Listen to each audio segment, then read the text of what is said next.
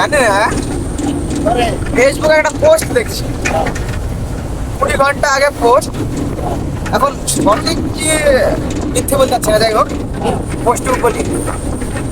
বলছে যে গণধর্ষণ হয়নি, বিকৃত কাম, জ্যান্ত প্রকৃতির সঞ্চয় একাই ধর্ষক হত্যাকারী।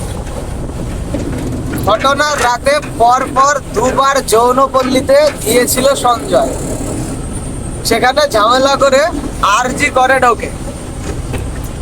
সে রাতে সেক্স চ্যাটের জন্য ভিডিও কল করে, সঙ্গী রাজি হয়নি, এতেই খেপে যায় সঞ্জয়। গোয়েন্দাদের মতে সে রাতে যৌন সঙ্গী না পেয়ে হামলা চালায় সে।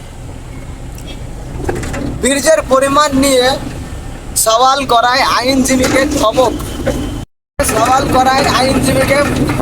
ধমক প্রধান বিচারপতি। এটা সুপ্রিম কোর্ট, সোশ্যাল মিডিয়া নয়।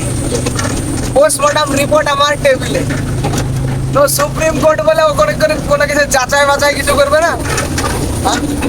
সব জিনিস ছাড়লে হবে? বীর্যের পরিমাণটা কোথা থেকে? সঞ্জয়ের কাছ থেকে আঁকা?